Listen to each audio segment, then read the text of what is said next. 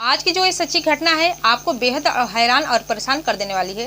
दरअसल एक ही परिवार में 7 से 8 लोगों की मौत हो जाती है और बेहद ही दर्दनाक मौत हो जाती है, जिसके बारे में लोग पहले से भी कल्पना नहीं की होगी कि इसी समय ऐसा हादसा हो सकता है, जिसको सुनकर आप भी हैरान और परेशान हो जाएंगे और आप में भी सिहरन सी पैदा हो जाएगी कि आखिर एक परिवार में इतनी लोगों की मौत कैसे हो गई और उनके ऊपर इतना दुखों का पहाड़ टूट जाता है कि लोग जब भी इसके बारे में सुनते हैं तो लोग के भी आंखों में आंसू आ जाते हैं। तो आइए जानते हैं ये घटना की पूरी जानकारी इस वीडियो के माध्यम से कि आखिर इस घटना में होता क्या है, कैसे उतने सारे लोगों की एक ही परिवार के लोगों की मौत हो जाती है। तो मैं हूं ज्योति कुशवाहा और आपका ज्योति वॉइस चैनल में स्वागत है। वीडियो में आगे बढ़ने से पहले आपसे रिक्वेस्ट है, जो कोई भी मेरे चैनल पर नए होंगे तो वीडियो को लाइक करिएगा, शेयर करिएगा और चैनल को सब्सक्राइब जरूर कर दीजिएगा ताकि हमारा हौसला बढ़ता रहे। और चैनल को सब्सक्राइब करके बेल आइकन के बटन पर क्लिक कर लीजिएगा ताकि हमारी वीडियो के नई नई नोटिफिकेशन आप तक पहुँचती रहे और आप लोग मेरी वीडियो को देख सके। तो आज की जो ये सच्ची घटना है, ये घटना है उत्तर प्रदेश के जिला बुलंदशहर की। बुलंदशहर में ही एक थाना लगता है सिकंदराबाद, और इसी थाने के अंतर्गत एक कॉलोनी होती है जिसका नाम है आशापुरी कॉलोनी।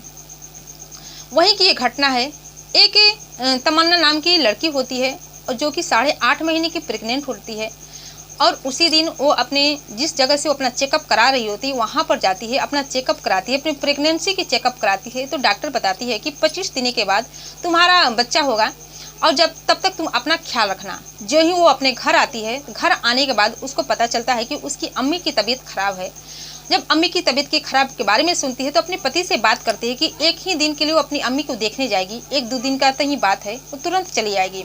इसके बाद उसके पति तैयार हो जाते हैं और उसको उसके मायके भेज देते हैं, जो कि मायके उसके ससुराल से 20 से 25 किलोमीटर की दूरी पर ही होता है, जो कि आशापुर कॉलोनी में होती है सिकंदराबाद थाने के अंतर्गत। वहाँ पर जाती है। वहाँ पर जाने के बाद सब कुछ ठीक ठाक चल रहा था और अपनी एक बच्ची को भी लेकर जाती है, जो कि छोटी बच्ची होती है। दिन में तो सब कुछ ठीक ठाक चल रहा था, लेकिन शाम का समय होता है। जो उसकी माँ होती है, उसकी माँ की उम्र रुखसाना होती है। उसकी माँ का उम्र रुखसाना, जिसकी उम्र 50 साल के आसपास। तमन्ना के पिता का नाम होता है रियाजुद्दीन उर्फ राजू, जिनकी उम्र 52 साल के आसपास। उसकी माँ की बढ़ते उम्र के साथ साथ बहुत सारी बीमारी हो जाती है, जैसे कि एसिडिटी की बीमारी हो जाती है, कब्ज की बीमारी हो जाती है, उसे सांस लेने में दिक्कत हो रही थी, शुगर की भी बीमारी हो जाती है, जिस वजह से एक दिन के लिए अपनी अम्मी से मिलने जाती है। वो कई दिन उसकी अम्मी अस्पताल में एडमिट होती है और जब उसको डॉक्टर छुट्टी दे देती है तो उसको एक गैस सिलेंडर भी देती है, ताकि जब जब उनको सांस लेने में दिक्कत हो, ये जो गैस सिलेंडर है वो लगाया जाए ताकि वो ठीक हो सके। इसके बाद जब वो अपने घर आती है तो रात का समय होता है, 8 बजे का समय होता है। सब लोग खाने पीने की तैयारी कर रहे होते हैं। उसके परिवार में बहुत सारे लोग होते हैं, जो कि लड़की होती है, उसके 4-5 भाई होते हैं और सबसे छोटी तमन्ना होती है।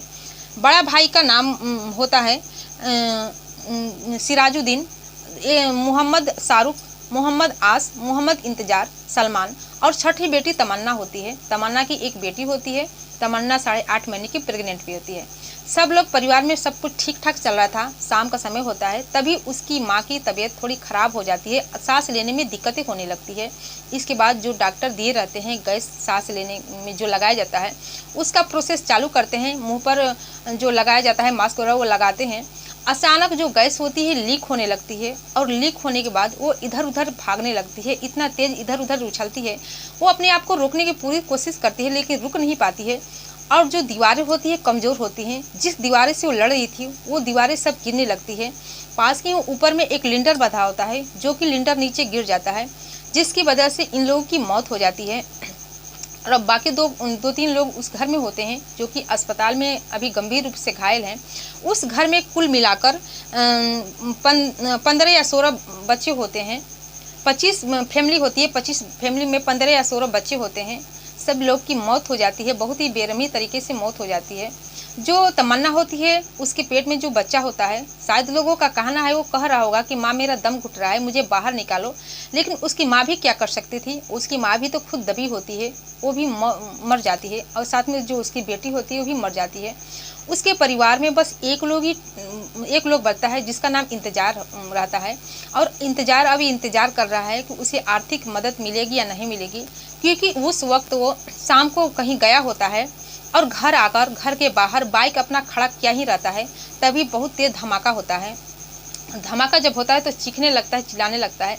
पुलिस को कॉल किया जाता है। पुलिस तो अपने सही मौके पर आ जाती है, लेकिन इस समय पुलिस का ज़रूरत नहीं होती है, बल्कि प्रशासन की ज़रूरत होती है। कोई और भी चीज़ बुलाई जा सकती है जिससे इस मलबे को हटाकर उन लोगों को सुरक्षित बाहर निकाला जा सके, लेकिन ऐसा नहीं हो पाता है और वो लोग मर जाते हैं। क्या लगभग 21 अक्टूबर का है।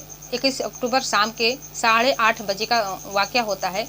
अब तो उस घर में ना ही घर बचा होता है, ना ही चूल्हा बचा होता है और न ही रसोई बची होती है। सब कुछ नष्ट हो जाता है देखते ही देखते।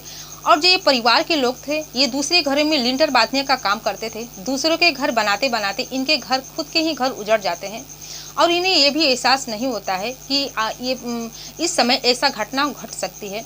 इसके बाद अब जो उनका एक और बेटा बचा रहता है जिसका नाम इंतजार होता है। अब उसे इंतजार है कि उसे प्रशासन की मदद मिले, और प्रशासन की तो मदद की ज़रूरत है ही, पास में साथ ही जो आसपास के लोग हैं, जो समाज के लोग हैं, वो भी इनकी मदद कर सकते हैं। अब तो उनके पास कुछ बच्चा नहीं है।